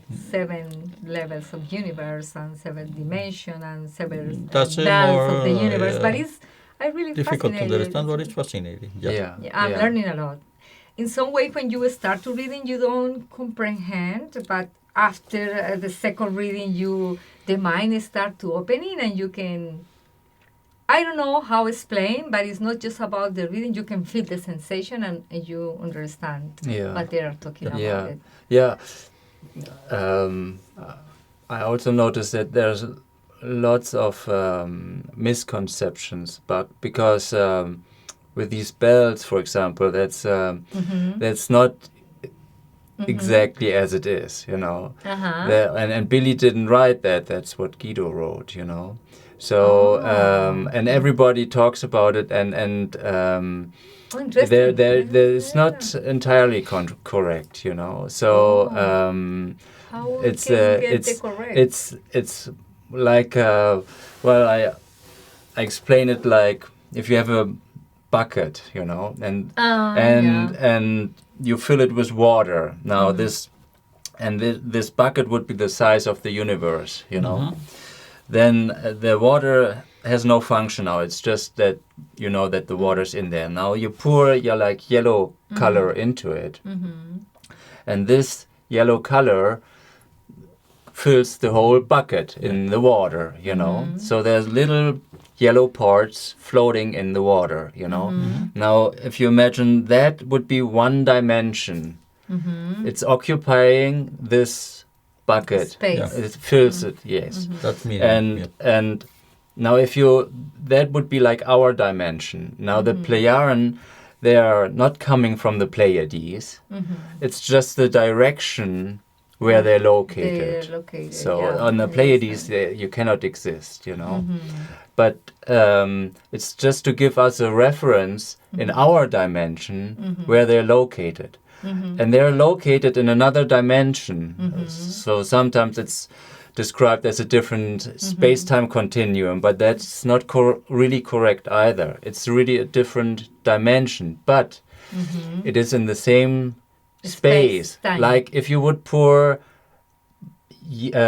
green into a green color into that bucket. Now you have yellow in there, yellow particles, and you have green particles in there. They're all floating in the same water and occupying the same space in the bucket.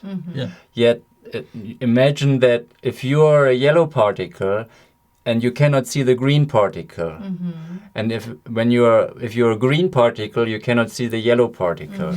So it's occupying the same space, but from the point of view of the yellow particles,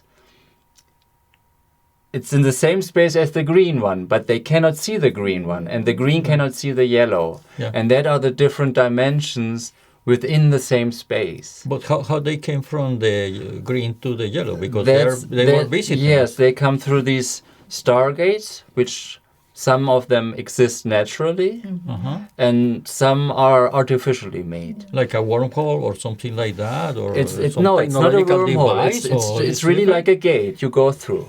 And it's really tiny, and even if a planet or so hits it, it opens up and it's like swallows it and goes through, and it's on the other side in the other dimension. To It just goes through the other. Interesting. And so if you don't have the coordinates, you can never get to the other dimension. You know, and. They always, when they come, they have to go to the Stargate, go through the Stargate, and then they can travel in our dimension, you know. And there are 7 of these dimensions, so it's like 7 colors poured into the water, and each color is in the same space, but occupying or the same space in the bucket, let's say, for different universes. But it's all a different universe, right? You have like 7 universes in one creation. That's why Billy says it's a creation. You know, there are 7 universes in this one creation. You know? I have a and these question. are all different dimensions. Okay, can I go first? Yeah, go I just have because I know you're feeling. No, that's okay. Go ahead. Probably the same question. I just have a question. This is one color. This is the other color. This is the other in the same bucket, right? Yeah. You can see one on top of another. But the universe, my universe, can I say that? My universe, all the star, all the star that I saw in the sky. And the sky. The next universe has the same projections, the same stars. Like we see the 7. I mean, we have a yellow Earth. There is a green Earth. I mean, is the same the same projection? Earth in another dimension. So Earth exists in another dimension, or just Earth is for this dimension. No, but maybe my question is different. I mean, I remember in one of the readings that the Pleiadians said, "Oh, we come from that." You said already part of the space where you call the Pleiadian stars, the Pleiades Yes. star. We come from that space like a reference, but beyond that, we came from another The space-time space-time configuration. But my question is that Pleiades that we see in this space-time configuration, in the place that they come from, this is the same Pleiades, more advanced, more evolved, because the Pleiades we have now is a young star, blue star, with a mass and they are born. They are just starting to grow up. They are blue stars. Yeah. Then the Pleiades that they come from, maybe some the Pleiades is already more bigger. No, there's probably nothing there. No, in the time in their space-time continuum, Exactly. it's Era, their planet, and the other planets they have of the Federation they live with. No, but my question is the same stars in a projection in the other universe? He says it's completely different. So I mean, No, the it's like Pleiades- completely different. yeah. They have a completely different star map. So let's say you can have in this place, there can be another planet also in a different dimension in this very same space here. There can be, but there can also be a sun in this very same space. Yeah. But most likely there's more empty. I mean, the universe, most of it is empty space. It's empty you know, space. so there's most likely not another planet in this very same. But okay. it, Okay, got yeah. it.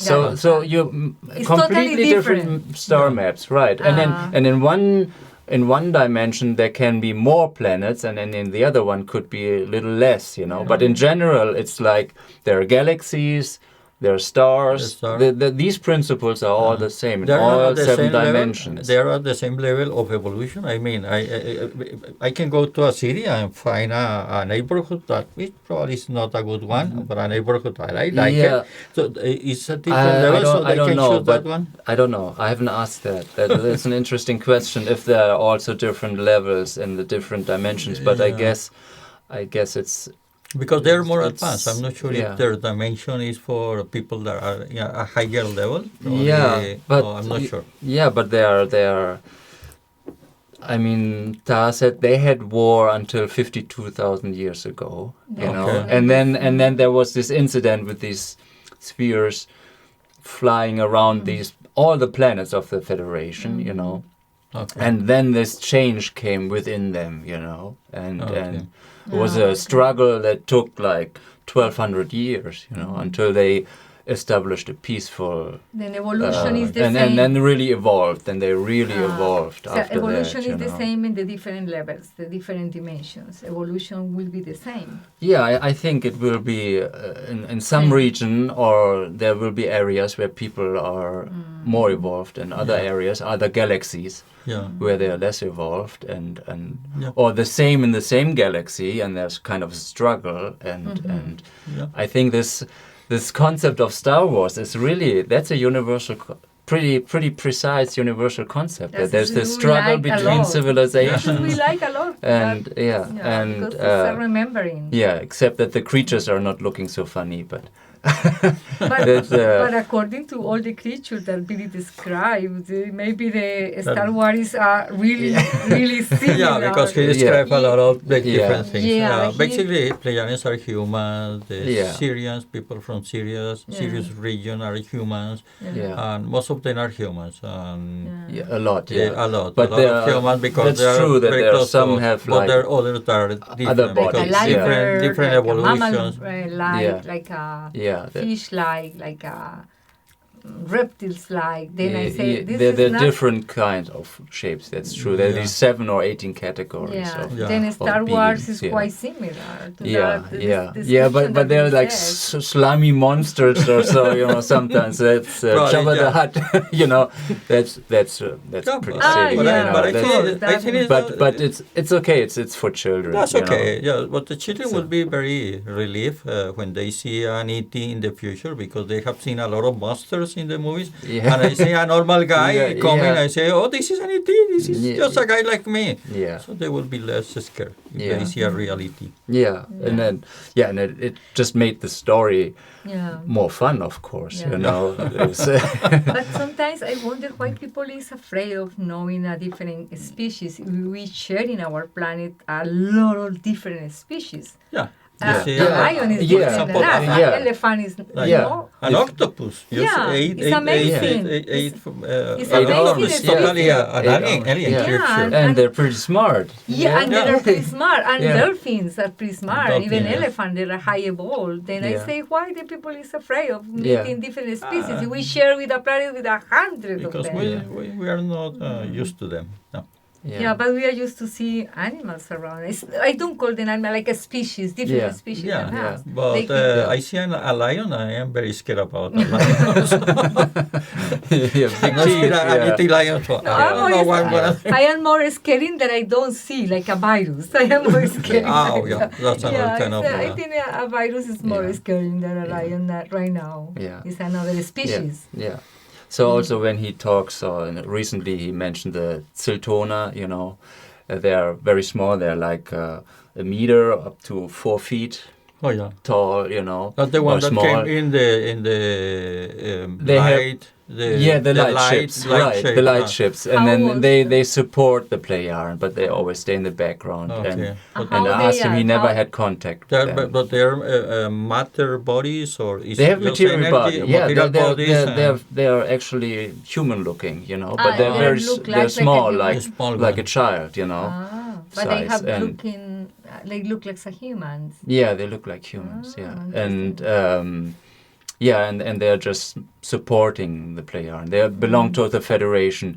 And then he always calls them the Andromedans because in the beginning it was explained to him that they're from the Andromeda what our galaxy. Andromeda galaxy is. Yes. That they're from that region. But of course, in the space-time continuum Okay. or in the dimension of the player, Okay. you know. And Yeah, so adoption. Okay. yeah, and so just to give an idea where they're coming from, you know. So where we have a reference, and our reference would be like the Andromeda galaxy, you Okay. know. Interesting. And Would be nice to meet one of yeah, those guys one they day. seem to be really smart, Really, yeah, really yeah, smart, and clever, yeah. And with these their spaceships, there's just a beam of light, Yeah. you know.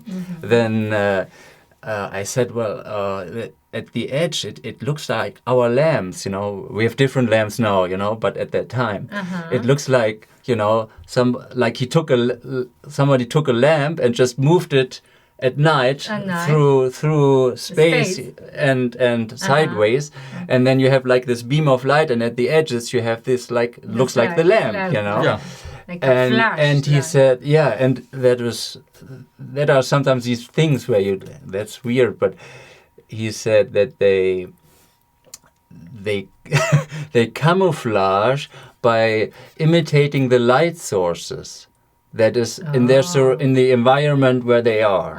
Yeah. That is kind of, they're using that kind of camouflage. Okay. Yeah, and next time I because- see a light bulb, I'm gonna say hello. yeah, Are you there? yeah, are you there? You know, It's if the light bulb is stretching along, so you know, so why they're doing that, he doesn't know, and I have no clue either. You know, and also what the Pleiaren do with these trees, they let trees disappear and then they appear or whatever. You know, Oh my God. Yeah. that's They are really- very tricky. But yeah, No, there's technology. So yeah. it's not a mystery. And in some Technology. case, Billy said, you know, the tree was damaged, you know, Yeah. so they erased it basically, you know, out of But existence. he said that they reverse the time of the tree until it becomes a seed and put it somewhere else or something like that, or I don't know.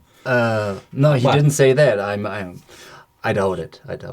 Okay, It's just okay. gone. Whatever I happened to would the guess, tree? you know, it's just gone, you know. Yeah. And yeah, it's like, yeah. yeah, that the tree is not suffering or whatever, you know, and Yeah. yeah. So and also they have a really deep connection to nature and in Okay. general, you know, Yeah. it's even plants. They say that this is Yeah. really Yeah, important. I you know? read that, but And they- one said that there were three type of shapes, a spaceship, basically. Some of them are technological metallic things, like these mean ships. Another one are energetic, like the Yeah. spaceship made of light. Yeah. And another one is more biological, like a living organism. Yeah. Something that they create from with Yeah, cells, things like that, and they use to travel as well. Yeah, the Pleiades beam ships don't glow or so, you know. Okay. It's only there was like a energy demonstration by Quetzal, and it's like they absorb energy by moving through space, Ah, and they're really big spaceships. They are, that's why they're independent. I mean, they can navigate through the universe and explore the universe theoretically indefinitely, Oh. because just by moving through space, they absorb the energy for the propulsion oh. And they can fly and for all the other everywhere. energy they need. Yeah. Grow plants and So whatever, they food. don't need to refuel. They don't need to refuel, right? Just by moving through space, and sometimes they absorb so much energy that they have to give off some of it. Otherwise, they Wow. have too much energy, you know. Interesting. And then it can happen that there's like what we would see light, you know. They're giving off light, you know. When But they in put general, like they don't give off light usually, you know. okay. But other civilizations have different technology, Yeah. and they're more spherical or whatever, and they're glowing in all kinds of colors, maybe. Yeah. And so, but and I thought that's a very smart principle, you know, just because it's not completely empty space. There's still some Energy some inside. friction or so, you know. Between this. Yeah, and the you can emptiness. charge just through this friction with these tiny particles They- in space. The whole They produce spaceship. energy, Yeah. and they Yeah. absorb the energy, the empty space, Yeah. whatever is inside. Yeah, Oh, interesting. And they And- after put the leftover outside. yeah, and I could also imagine that there are civilizations that have kind of biological Biologic, yeah. spaceships or so, but I don't think the Pleiades have anything like that. No, No, they yeah. don't have. Maybe. They're them. not think No, like that. Maybe and- some yeah. other ones. Maybe. Yeah. And the Pleiades. But there are these. It's like I saw a few photos like worms flying through the space or in the sky, Like that, you know, yes. and rods. I think they're sometimes Yeah. called or whatever, you know, and Yeah. There are people. maybe they're biological. In Mexico, like- there is a person, a man that looks very honest, and he's talking about some ETs that contacted him, and he was explaining that the spaceship that he get into looks like organic things, Yeah. with like inside some of organic living organism. yeah, That's very strange. Probably Yeah. has to do with it. Yeah. yeah, But no. That was that he explained that we can get the brain in just not divided, just together. Oh no, Wanna- that's another one. Because okay. because of that, some people have contacted me, and I've been talking with people that said that they have seen UFOs and the different cases, but they're all very similar. Most of them, what I have found, most of them are human like us, and they have the same concerns about the future of the humanity. Yeah. Yeah. There was a lady, by the way, I just published just a photograph of St. Yassi, and somebody said, oh, that's very similar to a lady that I see. It's not exactly her, but it's like her. And he explained me that there was a lady that he was talking with him, and she explained him that our brain has two different hemispheres. So in the future, you connect all of them together, we will be raise empathy to other human beings. So we'll be more feeling more connected one to each other. So this is another case. Another case. it's yeah. different Well, case. the connection between, well, I don't think that it will be one, you know, become one, but Yeah. but that the connection between the right and the left part of the brain is really important, and the better the communication, Yeah. the better for Maybe in our evolution, problem that connection solving, will be etc. more- Yeah, yeah, more. and that. and Instead yeah, of being separated. Yeah. Yeah. Oh, interesting. Yeah, we have the brain that we need in this moment of evolution. That's simple. Yeah, well, well, we have to apply it more or smarter. You know, I think. Yeah. I mean, the potential is It's enormous. incredible, Very but Yeah. we, through indoctrination and just obedience, we don't use it, or it's never really developed. You know, Yeah. I mean, you rarely. At school, sit down and be quiet, Yeah. and Yeah. instead of, hey, what What- do you think, Yeah. They or tell what, they told us what to see, and we see what they told us to see. Yeah, that we Yeah. have to develop ourselves the critical thinking. Yeah, Yeah. right. And that is really a skill you have to learn first, and then keep it up and develop. Yeah. That's and it's constant challenge. You're constantly challenged to keep it up. You have to investigate everything kind of yourself. You have to Yeah. become a little bit of an expert. Not a total expert, but a little bit of an expert Knowing. in every field if you want to judge. Yeah. Because of this competition, there's so much deception and Yeah. that and that is not encouraged, because then you have a hard time controlling people, Yeah.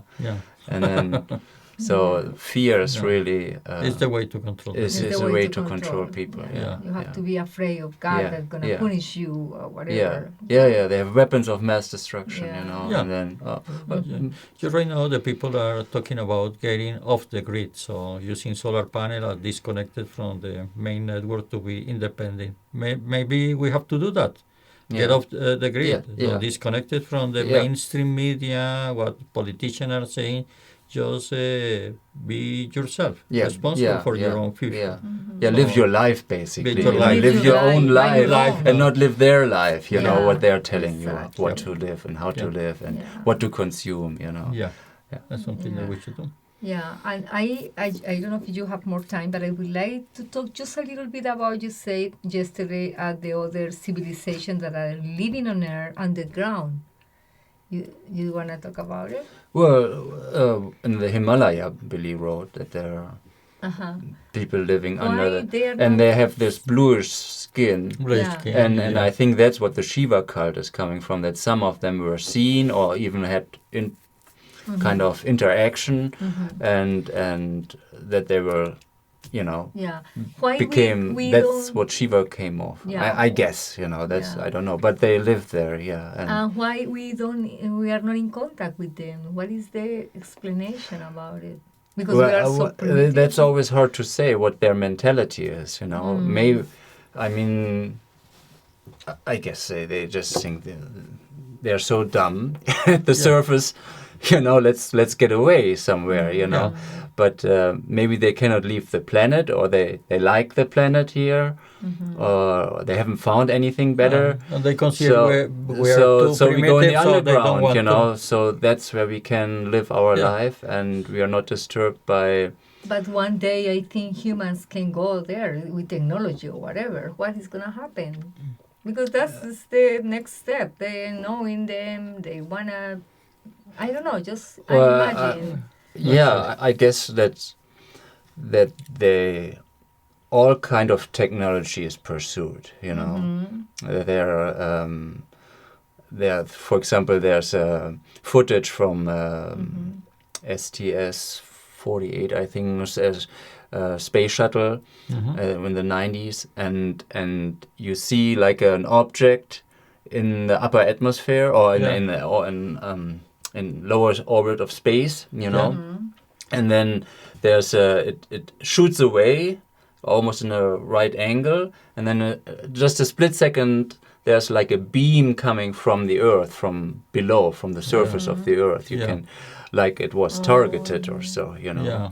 And I think they Are just interviewing. like Semyaza said, if we would just open up a little bit to your leaders, they would just try to capture our technology, and that would have terrible consequences, But I think they are targeting any technology from outer space, and also on this planet. Even they try to find them, I'm sure, and try to get to their technology too. That would kind of resonate with Philip Schneider said. He was like geologist, and in '95 he gave several lectures, and I think there were 3 still in video. And then in one lecture, he asked about Billy Meier. You know, do you know Billy Meier? You know, and this conspiracy theory circus around the world, you know, and conferences or so, and also he's the only one who asked, do you know Billy Meier? And then not just that, he said, well, he is the one. He's a simple type, he says, and then he is in connection with the good guys, you know. And they try to teach us and to play yarn, you know. But he was a geologist, and they were drilling, I think it was in the 60s, drilling in the ground, you know. And he said, like you drill 4 big holes, you know, and then down there you connect them, and then you carve it out, you know, and then you have your deep underground military base. And so in one case they came down there, and there were they were not normal humans, you know, and like big gray ones. Somebody living in the and basement of the there house. was a firefight going on, you know, and there are 66 of the Green Beret or Black Beret also, and military personnel died, or soldiers, in the fight, and one of them saved his life, you know. And then that he had just a pistol, and one of them kind of waved their hand in front of him, and then like a beam of light hit him and opened it up like a fish, he said, you know. And he showed the scar, you know, in one of the lectures. He took off the shirt and showed the big scar on his chest. So, I didn't know that. And he said the government knew about it. The government knew about it, and that's why they were sent down there, you know. And so he was really upset. I think he realized that much later, really, you know, that it's just about deception and getting the technology and dominating the world, exactly how Billy writes, you know. They all want to dominate the world, and technology is really the ultimate tool. I mean, whatever you believe, I mean, you can also control the people through belief systems. But if you have the gun and they don't have the gun, you have the total control, you know. No matter what you believe, what they believe, it doesn't matter, you know. And it's really all about that. And then you realize, hey, he might really told the truth, you know. So maybe there are some civilizations, very small ones, living underground in some places on Earth, right? Like the one of the Himalayas. But I noticed that in some places there people report to see little spheres moving on the sky. Even in the Ukrainian world, astronomers reporting seeing a lot of little UFOs monitoring devices. So I think that probably they are not as in an evolutionary level of the Pleiadian, but maybe higher than us, and they are concerned about what we are doing to the planet. So they are monitoring what we are doing. I don't know. Someday probably we meet the neighbor that is living in the basement of our house. So probably he's coming upstairs and say, hey, I'm here. Yeah. And you know, the crop cycles, you see crop cycles. I know that Pat said this is not made by extraterrestrials. No, but probably the people living there with the little spheres are doing this one, because it's a real phenomenon that is happening. Somebody's doing it. It's not us. It's probably the so guys difficult to some coming from the mind, the real human mind. Yeah, that's what there is about that. Has a lot of mathematics and geometry and everything. Yeah, but I looked into the crop circles too, but I thought there's not much. You don't get much out of it. I mean, sometimes it's nice to look at them, you know, and that is the purpose. Just look at them. And of course there might be some mathematical information in there encoded or whatever, but it always runs down to very simple things. How do I manage my life better? You know, how I'm happier, or you know, or I evolve, or that. Yeah. And I didn't see much benefit in these crop circles. And they but show symbols. Billy's- Maybe those symbols that they are showing is not for our conscious mind, because it's not for our logic to understand Yeah. that. Maybe some kind of unconscious message that they are giving to us. I'm not sure, because Yeah. they look like symbols, right? Yeah. Yeah. It's Okay. not Yeah, a message, it's just like okay. something We need to another learn more level. about Yeah, that. but to get back to that, there are maybe quite a few different groups. For example, also in the Pacific near Guam, there are American sailors again and again have seen, like in this one Pentagon video, that it just disappears into the water, you know. So there's most likely a kind of, or Billy writes it's, but that is in the Atlantic, he writes, that they have like at the bottom of the sea, of the Atlantic Ocean, there are people who have a base and live there at the bottom of the ocean, you know. Okay. And I don't know how big it is or so, and the American government or any government should be better leave them alone, you know. I mean, if they become upset, then all your nuclear weapons are pointless, you know, because in the Disclosure Project there are quite a few people, you know, Stephen Greer's Disclosure Project, where they say, one is this Salas, I think his name is, and a credible person, and he said that there was I got a call from, he was down there in the bunker and responsible for launching a nuclear weapon in case there's the order, and a soldier from above called and said, here's a object here floating, and then suddenly all the nukes go down, you know, 10 in a row, which had never happened before and never since, you know. And deactivated them, you know, and then it flew off at some point, you know, after 50 minutes, and they all came on again, you know. They didn't have to repair them or so, you know. So they can turn on the ICBMs like with a switch, you know, and it's, you know, a bit embarrassing for the military, of course, you know. They're completely, they couldn't do anything against them. So it's better, you know, not to fight them, but to be careful with them. Be careful, but the military doesn't care. As I they don't care killing people. They shot at this this spacecraft in lower orbit, you know. And there's also another footage from International Space Station where you also see an object there. It's much bigger also in the frame, you know, very clear. The background is completely. You see at the bottom, you see the Earth, and then it's completely black, and then there's this bright spot there, you know, and then it blinks out or flies off or so, and then a split second later, you see a beam of energy coming up from below, you know, and so there.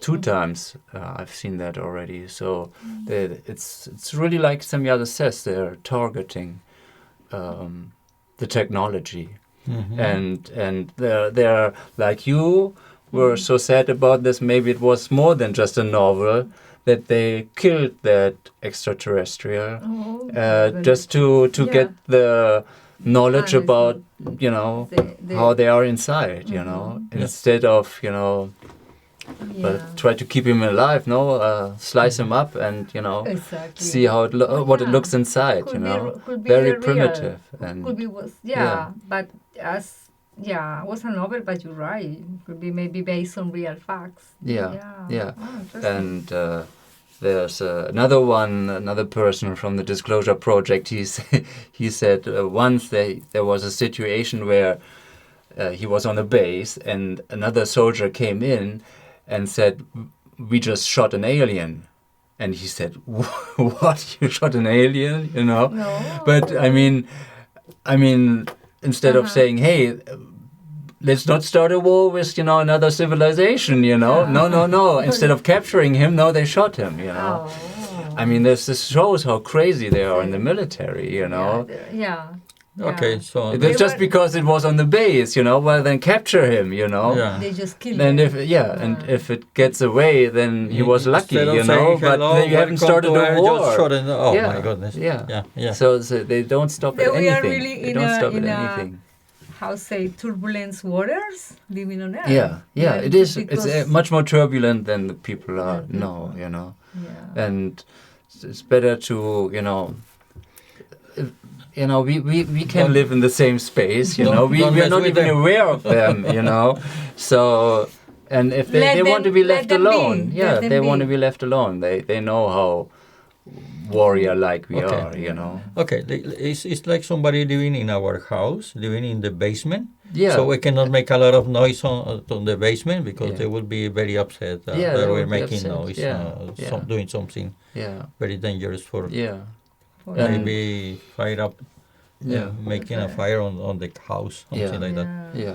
Oh, interesting. But Samyaza also said in the, Mhm. I think it's in the second contact report, that there are other civilizations out there which are almost as barbaric as we are. She said, I think.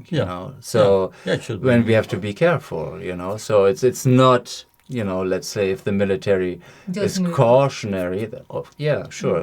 Some kind of Klingons or But something. but then again, Yeah, maybe about it. they are so stupid to send out this satellite or Voyager, and they put a golden plate in there with all the coordinates where they can find us. Or sending signals to nice the planet, space, let's yes. conquer it.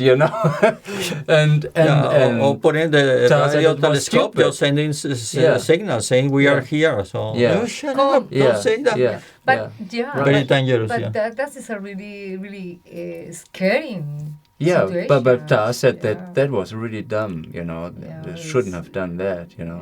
And they It are can be found in 10,000 years and by some other civilization, and they say, "Oh, good, They now don't we talk know." But I think in 5,000 years we have a beam ship that we can travel and just pick up that piece of I was- machine I and was- put it back. I was ready to That's- ask about it. They don't get it. The Voyager. No, Voyager vessel? is very, very close. No, I It's mean not the even in the Pleiadians middle. don't get it. Don't took it. I don't think they will do that. No, No, the well, it's The still, spacecraft. it still is there. yeah, well, Yeah, it's still, and they didn't took it? Yeah, it's still getting flying, information but it's from very it. close to the sun. No, no. This is the My sun, it's question not is far if the away. Pleiadians they didn't took it. No, No. it's there. They don't care about that. No, And they yeah, don't that's- care. Of course they care. But No, it's no, very it's- close. it's It's not our- even close to the Proxima Centauri, the closest star system. Is 4 light years distant. It would But take this forever. one is not even 2 months light years away. So it's very close to us. It's not even in outer space. I mean, Yeah, Is it close that's to what the Billy solar says. system? Outer space is further out there. You Yeah, know? yeah. Then it's around the solar system still. It's okay, so Ah. here is the Earth, the Sun, and here is Proxima Centauri, right? It's the closest Yeah, I star. know. It's 4 light years.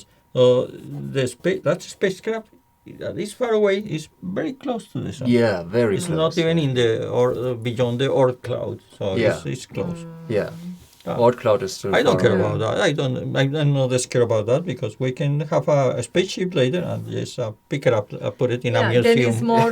Then it's really dangerous. Yeah, The, but the the- emission of. Yeah. That's I think also a dangerous assumption that we always will continue to evolve because there have been high civilizations on this planet before, like Yeah. Atlantis and so on, and it was always destroyed and by us, or some other group fighting Between each them, other, yeah, sure. So it's. It's a chance that we happen build again. what's coming Yeah. now in the next 1 or 2 centuries. Yeah. It's we build it up, to this point, but we are so careless about the resources and ourselves Yeah. and nature that it will most of it will go down again. I mean, yeah, well, I mean, and not completely like we are living in a jungle again, but Yeah, but we will continue. I mean, Yeah. this civilization is not going to disappear. Billy traveled to the future with Asket or Simbiasi, I don't know, and he saw some very primitive beam ships and bases on the moon. So we will be still evolving Alive. just for Still long Yeah, time. Yeah. but you see primitive beam ships, you know. Yeah, And that means that we don't want to kill ourselves in a near future. Yeah, so even if Yeah. you get to Proxima Centauri, or you can travel, let's say, even within a galaxy, Yeah. that is just a little speck, you know, Yeah. from of billions of galaxies out there. Yeah. So to really go into deep space, you know, Takes time. it's really difficult. Yeah, He but- said, and he's not so sure if we ever Yeah. manage that, you Manage know. that. But So- what you mean is that we are It's still possible. alive. I mean, Yeah, it's we are possible, still alive but in 800, 1,000 years. Humanity will be still alive. So Yeah. we can destroy the planet, okay, but not the whole planet. So we will, the humanity will continue, maybe with some catastrophic events in the future years. Oh yeah. But yeah. we will move on. Yeah, We will yeah, move on. Evolving, I think just so learning too. from Yeah, our mistakes. but yeah, I hope so too. But again, if as long as the people are obedient, don't think for themselves, it will be always a dominating group that is kind of misleading, basically, Yeah, misleading. for power misleading. and greed the others. Yeah. You know. And be dependent of them. Yeah. Because it's like other Yeah. people is dependent of the system. Yeah, they become dependent. Yeah, well, yeah, by submitting, basically, you know, by, you know, if you decide, no, I don't go along, you know, then if a single person does it, you have a difficult time. But as soon as two, then Yeah. that can very quickly snowball into, and then you have like, oh, okay. Yeah. Yeah. But that's so often, if it's in politics, if just one politician speaks up, yeah. he's isolated, you know. Yeah. But if there are two or three or even more than, then suddenly, hey, you know, what do we? And of course, then it immediately starts. What do we do about it? How can we, you know, shut them Yeah. up or so, you know? And but it's Yeah, you're this- right. The this- domination is really high. I remember just the example with the vaccination. The people just believed that the vaccine is the best, and they didn't think about it as what they were doing. Yeah. They just went to the vaccines and didn't realize that why they don't think that maybe maybe it's dangerous for the body, or maybe can be really harming ourselves. They don't think. They just go on, and even they were fighting with the people. Say, "Oh, wait a little bit. Maybe this vaccine is good or not." They don't think about it. They just Okay. receive the order to get the vaccine and go to get the vaccine. I am Okay. afraid sometimes with people that just get the first shot, the second shot, the booster shot. Oh my God, it's like a They're crazy. Yeah, thank you very much. Okay, you're welcome. For- A very nice conversation. Yeah, yeah. And maybe someday we can do it again or so. You know, nice that you visited.